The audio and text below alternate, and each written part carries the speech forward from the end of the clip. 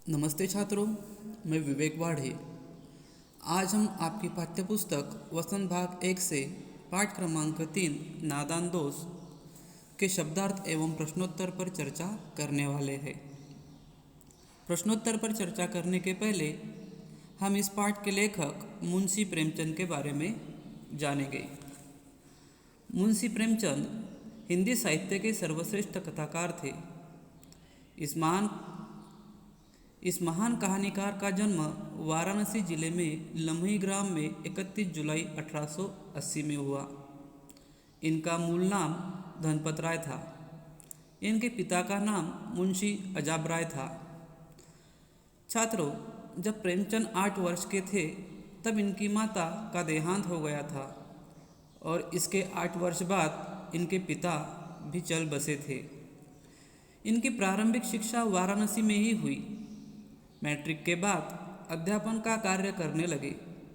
शिक्षा विभाग में अध्यापन का कार्य करने लगे। शिक्षा विभाग में अध्यापन का कार्य करते हुए इनकी पदोन्नति स्कूल इंस्पेक्टर के पद पर हुई थी। तो इस तरह से इस कहानी के जो कथाकार जो है मुंशी प्रेमचंद, इनका देहांत 3 अक्टूबर सन 1936 में हुआ था। छात्रों, प्रश्नोत्तर चर्चा करने के पहले अब हम इस पाठ संबंधी कुछ महत्वपूर्ण बातों को जानेंगे। इस पाठ का संक्षिप्त सारांश हम जानने का प्रयास करते हैं। नादान दोष प्रेमचंद द्वारा लिखी एक सर्वश्रेष्ठ कहानी है। इसमें लेखक ने बच्चों के मन में उठने वाली भावनाओं का एक सुंदर वर्णन किया है। केशव के घर कार्निस के ऊपर चिड़िया ने अंडे दिए थे। केशव और उसकी बहन श्यामा चिड़िया के अंडों के बारे में ज़्यादा से ज़्यादा जानना चाहते थे। अंडे काफ़ी ऊंचाई पर थे, इसलिए वे उन्हें देख भी नहीं पाते थे। उनके मन में अंडों और उनसे निकलने वाले बच्चों के बारे में जानने की जिज्ञासा थी। केशव और श्यामा को चिड़िया के दाना पानी की चिंता भी सताती थी और यह दोनों बच्चे आपस में ही एक दूसरे को सवाल जवाब पूछा करते थे। घर में माता पिता तो थे, लेकिन उनका जवाब देने के लिए उनके पास समय न था, क्योंकि माता को घर के काम में ही व्यस्त रहना पड़ता था और उनके पिताजी पढ़ने लिखने में व्यस्त रहते थे। आखिरकार दोनों बच्चे आपस में ही एक दूसरे को सवाल पूछते और उनका जवाब स्वयं दिया करते थे। अब यहाँ पर केशव और श्यामा जो थे, उन्होंने निर्णय ले लिया कि वह इन चिड़िया के बच्चों को दाना पानी, उनकी छांव तथा उनकी रक्षा के लिए संभव प्रयास करेंगे। इसलिए उन्होंने चावल और पानी का प्रबंध कर दिया था। दोपहर के समय दोनों बच्चों ने माँ के आगे सोने का नाटक किया। जब माँ खुद भी सो गई तो दोनों किवाड़ खोलकर बाहर निकल गए। केशव कमरे से स्टूल लाकर उसके नीचे नहाने की चौकी लगाकर उस पर चढ़ गया था। श्यामा स्टूल पकड़कर खड़ी थी। वे दोनों बड़े मग्न होकर चिड़िया और उसके अंडों की रक्षा करने में जुट गए। केशव ने जैसे ही वहाँ हाथ रखा, दोनों चिड़िया उड़ गई। केशव ने घोंसले में देखा कि 3 अंडे चिड़िया ने दिए हैं। उसने श्यामा की मदद से कपड़े की एक गद्दी बनाकर अंडों को बड़े आराम से उस गद्दी पर रख दिया। उसने चावल और पानी की प्याली भी वहाँ रख दी और अंडों को टोकरी से ढक दिया। श्यामा भाग भाग कर ज़रूरी चीज़ें केशव को पकड़वाती थी। श्यामा ने भी अंडे देखने की जिद की, किंतु केशव ने उसे स्टूल पर नहीं चढ़ाया। केशव ने जो सामान जहाँ से उठाया था, अंत में वही रख दिया। थोड़ी देर बाद माँ की आँख खुली। माँ बाहर आई और उन्होंने देखा कि श्यामा और केशव धूप में खड़े हैं।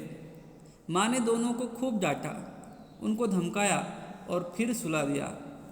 लेकिन जब शाम हुई तो श्यामा उठी तो उसने देखा कि नीचे अंडे टूटे पड़े हैं।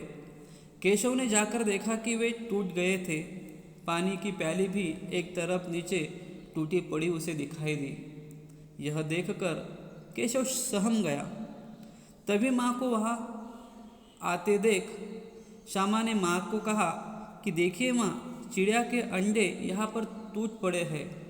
श्यामा को लगा कि शायद केशव की गलती है, उसी ने अंडे ठीक से नहीं रखे होंगे। उसने माँ को शिकायत की कि केशव ने अंडों को छेड़ा था।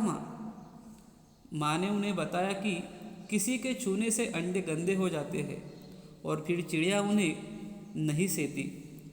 माँ ने केशव को डांटते हुए कहा कि उसकी गलती से ही चिड़िया के 3 बच्चों की मौत हुई है। तो छात्रों, इस तरह से केशव जो है बुरी तरह से डर गया था। केशव को इस घटना के बाद जब भी इस चिड़िया के अंडों के टूटे हुए घटना की बात उसे याद आती है तो वह पछताता है और कभी कभी वह रोने भी लगता है। लेकिन अंत में केशव और श्यामा को वह दोनों चिड़िया जो है वह फिर से कभी न दिखाई दी। तो छात्रों, इस तरह से यह पाठ का सारांश है। इस पाठ में कुछ महत्वपूर्ण शब्द आए हैं, उसे भी हम देख लेते हैं। इस पाठ में जो ज़रूरी शब्द जो है वह इस प्रकार है। कार्निस। छात्रों, कार्निस यानी दीवार की कंघी। फुर्सत, फुर्सत मतलब खाली समय। अंदाज़ा यानी अनुमान। सुराख यानी छेद। कसूर अपराध। पर पंख। अधीर बेचैन। स्वीकृत स्वीकार। हिकमत उपाय। वजह कारण। जोक प्रयत्न प्रयास। और भीगी बिल्ली बनना डर जाना। तो इस तरह से यहाँ पर इस पाठ में इस मुहावरे का भी प्रयोग हुआ है। अब देखते हैं इस पाठ के जो महत्वपूर्ण प्रश्न है उसे और उसके जवाब क्या होते हैं। इस पाठ में कहानी से आगे इसमें से पहला प्रश्न है,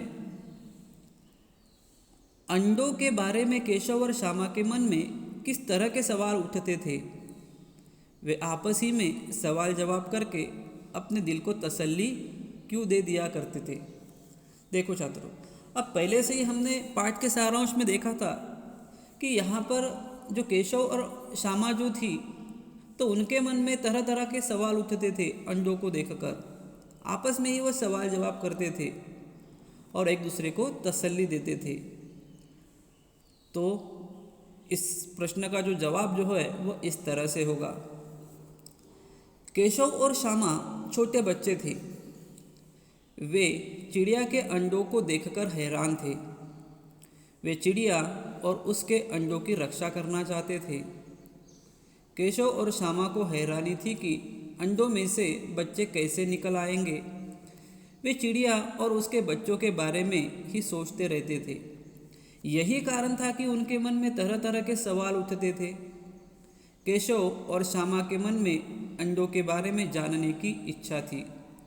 वे अपने मन में उठने वाले कई सवालों का जवाब चाहते थे। इसका जवाब उन्हें अपने माता पिता से मिल सकता था, किंतु उनकी माँ घर के काम में बहुत अधिक व्यस्त रहती थी और पिताजी पढ़ने लिखने में लगे रहते थे।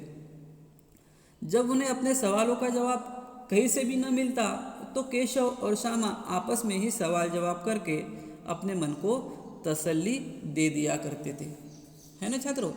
तो यही है कि छोटे बच्चे जो रहते हैं वो जिज्ञासु रहते हैं, वह जानने की इच्छा रखते हैं। जैसे आपने पाठ पढ़ा होगा तब आपको महसूस हुआ होगा कि आसमान में पक्षी उड़ते कैसे हैं, जिज्ञासा रहती है ना। फूल के बाद में फल कैसे आते हैं, है ना।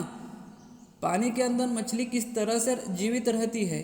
मतलब तरह तरह के सवाल जो है बच्चों के मन में आते हैं और उसी तरह केशव और श्यामा के मन में भी सवाल उठते थे और आखिरकार वह अपने ही सवालों का जवाब एक दूसरे को दिया करते थे। छात्रों, अगला प्रश्न इस तरह से है, केशव ने श्यामा से चिथड़े, टोकरी और दाना पानी मंगाकर कार्निस पर क्यों रखे थे। देखिए, अब यहाँ पर प्रश्न से आपको इतना तो ज्ञान होता ही है कि केशव और श्यामा जो है यहाँ पर चिड़िया के अंडों की रक्षा करना चाहते थे। तो उन्होंने यह सब चीज़ें जो है चिथड़े, टोकरी, दाना पानी मंगाकर कार्निस पर क्यों रखे, क्यों? तो इसका जवाब इस तरह से है। केशव चिड़िया के अंडों की रक्षा करना चाहता था। उसने चिथड़ों की एक गद्दी बनाकर अंडों के नीचे रखी ताकि वे न टूटे। टोकरी से उसने चिड़िया और उसके अंडों को धूप से बचाने के लिए छोटी सी छत बनाई तथा चिड़िया और उसके अंडों से निकलने वाले बच्चों के लिए उसने दाना पानी भी अंडों के पास रख दिया था। इसी कारण उसे चिथड़े, टोकरी और दाना पानी की ज़रूरत पड़ी, है ना। यहाँ पे अलग अलग चीज़ें लाई गई थी। चिथड़े जो थे तो उसका उपयोग गद्दी के लिए किया। टोकरी जो लाई थी वह धूप से बचाने के लिए, और दाना पानी उनकी जो भूख है और प्यास है वो मिट सके इसलिए। तो इसलिए यह सभी चीज़ें दोनों ने मंगाकर कार्निस के ऊपर रख दी थी। तो चलिए छात्रों, अगले प्रश्न की तरफ हम मुड़ते हैं। अगला प्रश्न इस तरह से है, केशव और श्यामा ने चिड़िया के अंडों की रक्षा किया नादानी। देखिए, पहले से ही इस पाठ का जो नाम जो है वो है नादान दोस्त, और यही प्रश्न जो है यहाँ पर आपको आया है कि यहाँ पर केशव ने चिड़िया के अंडों की रक्षा की या नादानी। बताओ, मतलब दोनों बच्चे नादान थे, है ना, लेकिन वो रक्षा करना चाहते थे। प्रश्न का स्वरूप समझिए, बच्चे छोटे थे लेकिन रक्षा करना चाहते थे, और यही प्रश्न में पूछा गया है। तो छात्रों, इस तरह से अगर प्रश्न आपको आता है तो उसका जवाब आप इस तरह से लिख सकते हो, केशव और श्यामा ने चिड़िया के अंडों की रक्षा नहीं की, उनसे तो नादानी ही हुई। वे रक्षा करना चाहते थे किंतु पूरा ज्ञान न होने के कारण उनसे नादानी हो गई। उन्हें अपनी माँ की सहायता लेनी चाहिए थी। उन्हें अपनी माँ को बताना चाहिए था कि वे अंडों की रक्षा करना चाहते हैं। यदि वे ऐसा करते तो माँ उनकी सहायता अवश्य करती और चिड़िया के अंडे टूटने से बच जाते। बिल्कुल सही बच्चों।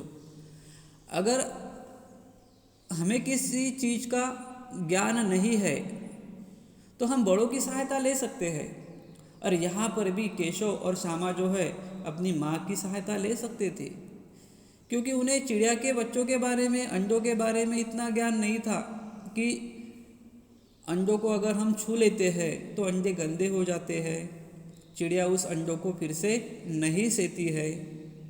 अगर इतना ज्ञान केशव को होता था तो वह उस अंडों को कभी हाथ न लगाता, वो दूर से ही उस अंडों को देखा करता था। लेकिन अज्ञानता के कारण उन्होंने ऐसा किया, इसलिए हम कह सकते हैं कि केशव और श्यामा ने चिड़िया के अंडों की रक्षा नहीं की थी, बल्कि उनसे यह नादानी हुई थी। तो चलिए छात्रों, इस तरह से पाठ्यपुस्तक से, कहानी से हमने जो ज़रूरी प्रश्न थे उनका अभ्यास किया। तो छात्रों, हम यही रुक जाते हैं और फिर से नए पाठ के प्रश्नोत्तर लेकर हम फिर से उपस्थित होंगे। धन्यवाद।